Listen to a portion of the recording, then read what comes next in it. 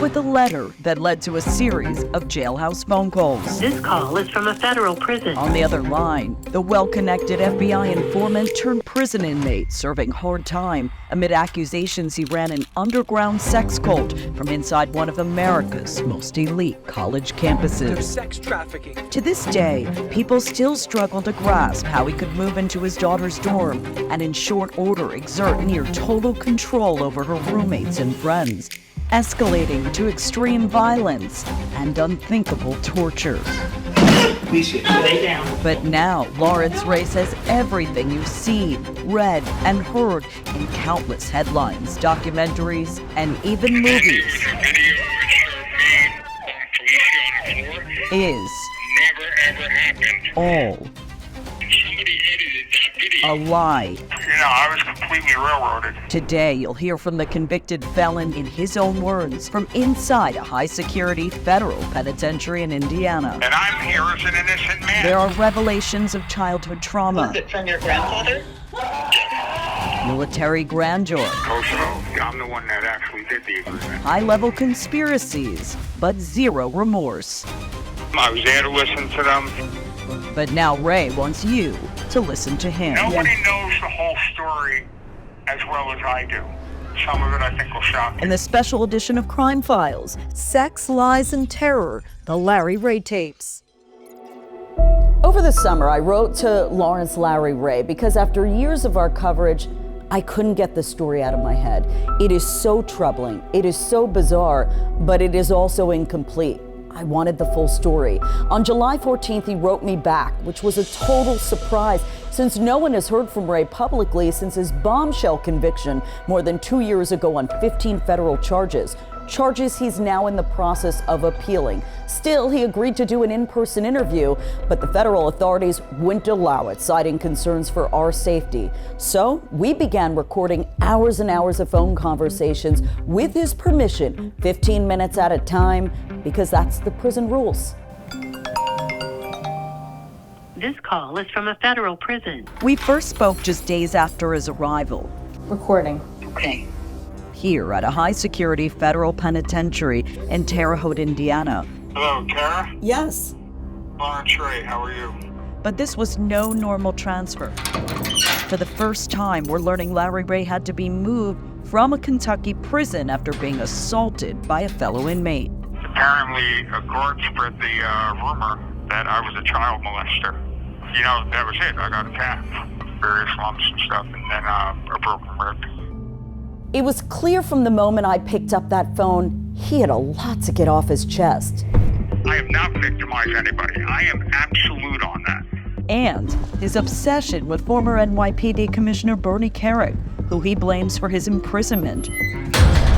The two met in 1995 and became so close, Kerik made Larry Ray the best man at his wedding. I told him before at the wedding I didn't really want to be his best man. He should have made his brother his best man. But their relationship eventually unraveled, and at one point, Ray was even an FBI informant in the federal tax evasion case that landed Kerik a 3-year prison sentence. Ray claims Kerik exacted revenge by employing his daughter's dorm mates and their families in a vast conspiracy to poison him. An allegation, because yes, we counted, came up 76 times during our conversations. Once you know you're poisoned and you know your child's poisoned, that's where your focus becomes. He also promised medical documents as proof, and while they never materialized, we did eventually track down this letter from his former attorney that references a medical discharge from a New York City hospital for mercury poisoning. But his lawyer wouldn't release the full document, and neither would Columbia Presbyterian. We had medical documentation showing that we were poisoned with certain chemicals. Ray's living quarters now are a far cry from the comfortable life he enjoyed at one of America's most prestigious and expensive universities. Welcome to Sarah Lawrence College, where tuition and fees top $90,000 a year, and famous alumni include Barbara Walters and Rahm Emanuel. In the fall of 2010, Ray had just been released from prison after serving 3 years for child custody violation charges. A few days later, police say his oldest daughter, Talia, welcomed him to stay on campus with her and her roommates, though even that he denies. I did not move into Sarah Lawrence dorm. I did not live there ever. But Larry, multiple students and even the prosecutors say you did live there. So how do you explain that? I did stay like 2 nights, a couple times, only in the fall, because I wanted to visit my daughter, obviously, because my daughter was also already being poisoned there, and so was her friend Isabella. Isabella Pollock lived with Ray's daughter Talia in the Sloan & Woods dormitory with a group of friends that included Santos Rosario, Claudia Drury, and Daniel Levin, all bright sophomores, but each hiding their own vulnerabilities that opened the door for Ray to become a trusted life coach. My goal was absolutely to try to help them. Ray especially connected with Isabella, who was attending Sarah Lawrence on a full academic scholarship, but was struggling to escape her abusive childhood in Texas. Isabella would cling on to me at night, but it wasn't sexual. But things would really take a sinister turn at the end of sophomore year. That's when some of the students decided to move in with Larry Ray at a 1-bedroom apartment on East 93rd Street in Manhattan. Stabbing me? The group of students that now included Santos's 2 sisters, Yulitsia and Felicia, say they were subjected to punishing interrogations, psychological torture, sleep deprivation, and even sexual humiliation. Then you sit there and cry for yourself. I didn't want to. And in a bizarre twist, I'm getting candid video. Ray himself created the evidence that would help convict him. Why did you make the decision to videotape all of those encounters? It was just, make a record of what was really going on. We obtained hours and hours of videos through a public records request, and there was one particularly stomach-turning incident when an interrogation appeared to turn to torture. See this how it feels? What if I pick you up like that? I pick you up by your tongue? That's Ray forcing pliers into Daniel's mouth. Now one more time, and I'm going to split your tongue in half. Do you understand me? We are in possession of that video, and of course it is hard to watch. So... Right. Well, think about it. Can you imagine somebody really sticking their tongue out if somebody was angry at them with a plier? It's not going to happen. It was pretend. It was like a method of confrontation, and it was sort of like role-playing that whole theme. Court documents show Ray studied and collected articles on mind control, another allegation he denies. There's no kind of mind control. That was a part of a theme of a false narrative. Get over there. In another video taken months later, after he had moved to North Carolina, with Claudia, Isabella, Santos, and Felicia, he appears to throw Felicia to the ground. But again, he says, don't believe what you see. No, I did not throw her to the floor. The unedited video shows me just lifting her up, and then she slid out of my arms. The part where she was looking through my arms was sped up. It was edited. It's crystal clear. Larry, please get off of me! Please, Larry, get off of me! When Santos' sister Felicia met Ray, she was a Harvard graduate and was months away from finishing a medical residency in California. Yet she, too, came under his spell. At one point, you each referred to each other as common law husband and wife. Right. Larry Ray also had another reason for these recordings. Tell me, buddy, what's up?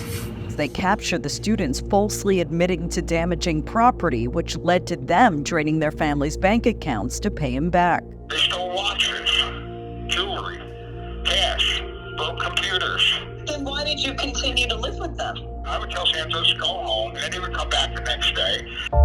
You making this by your own free will? Yes.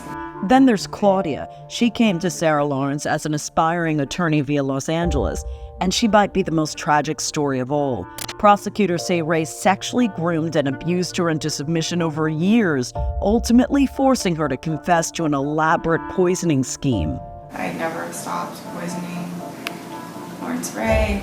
Claudia says she resorted to prostitution at his suggestion to settle the score.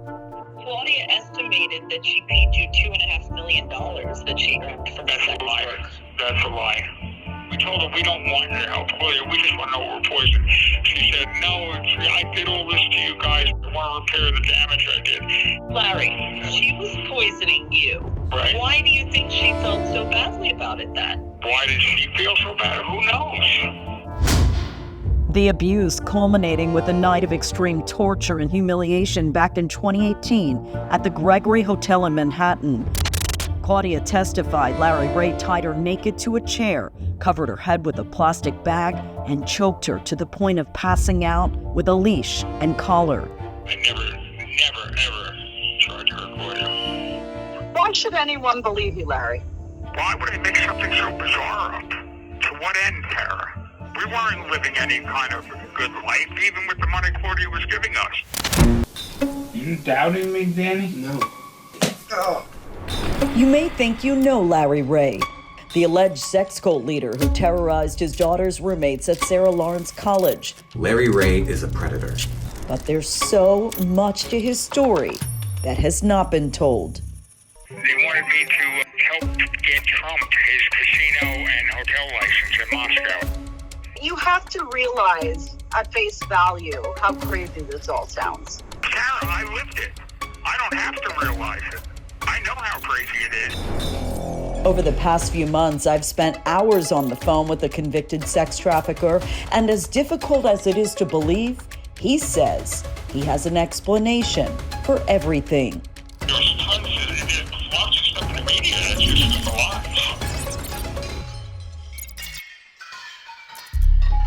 During our many conversations, Larry Ray had a lot to say about his victims and their difficult upbringings that led to their fragile emotional states. In fact, he would go into minute and vivid detail of their stories, but when it came time to share his own, he was much more guarded at first.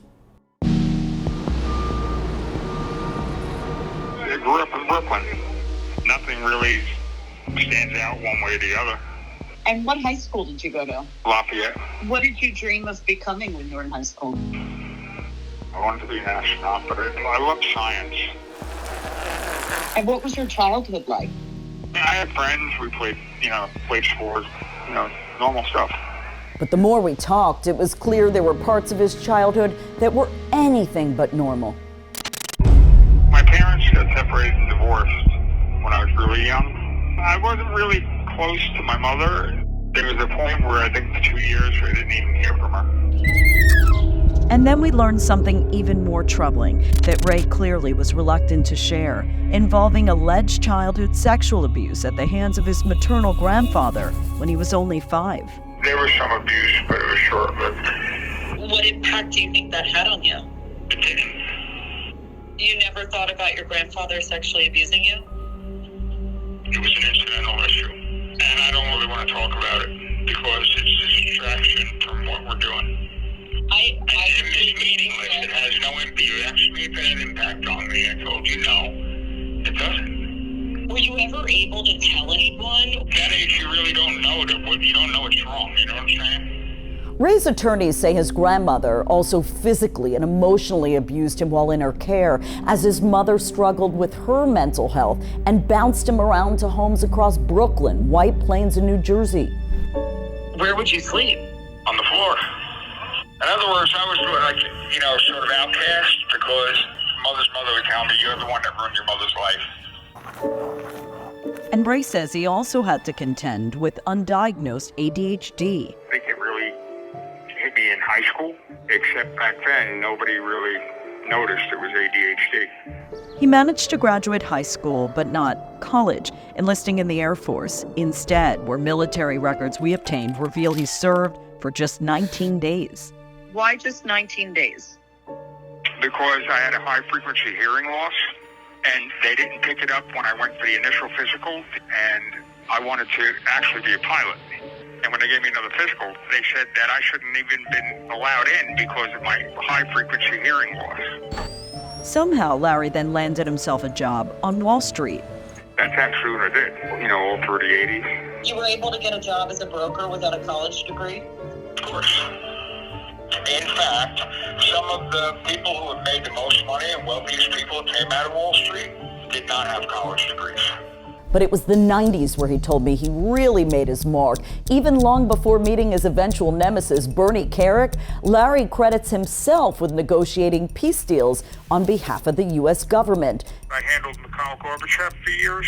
I did all the translation between Reagan and Gorbachev for all the Iran reduction treaties and stuff. And you said you had some role to play in the ceasefire agreement in Kosovo? Kosovo? I'm the one that actually did the agreement. That's why I was sent to NATO headquarters to begin with. Were you a government agent? No, I'm more of a contract operative. How did you come in contact with so many influential people? I was very good at solving solutions. I mean, apparently I had the best and most effective relationships that existed at the time.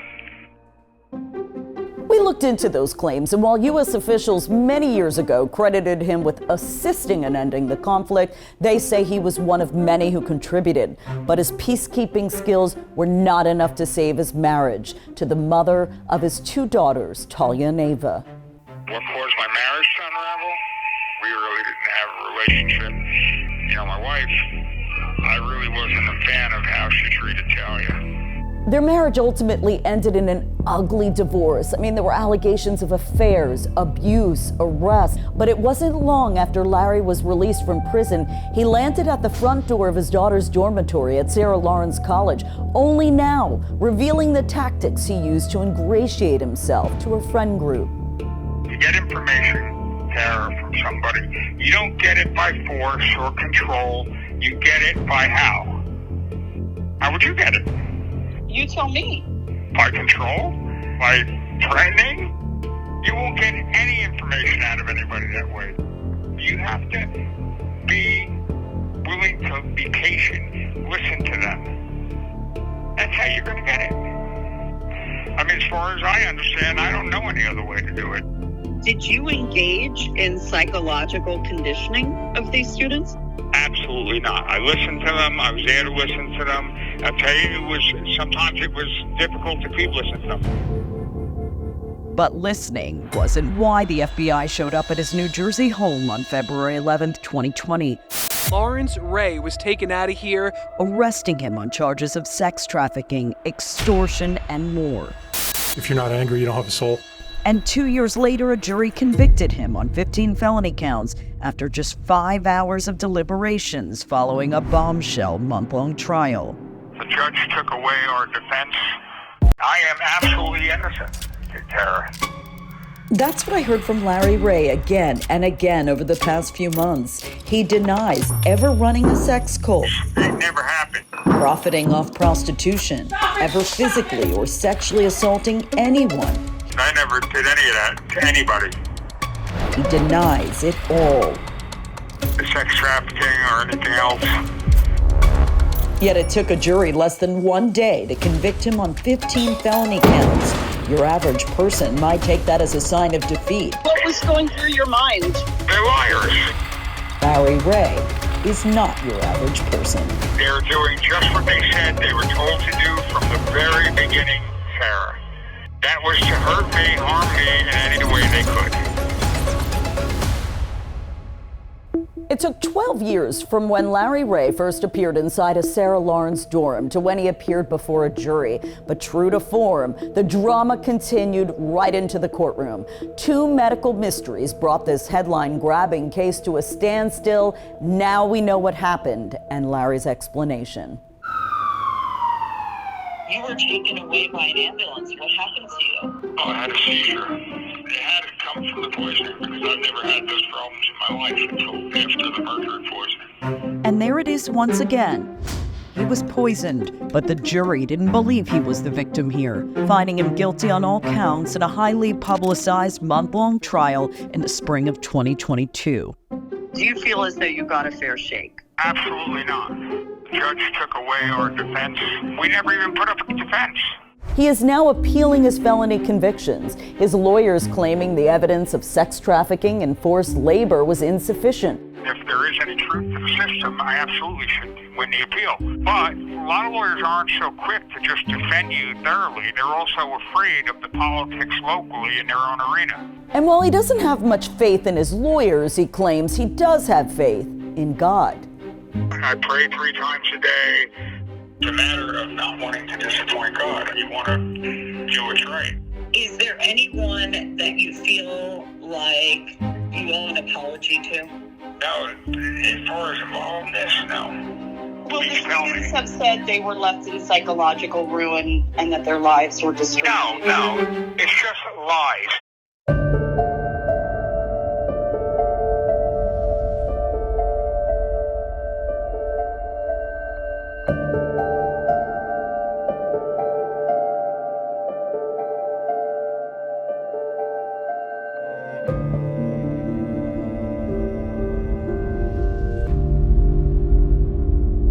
Would stake my life on it. What I've been telling you is the truth.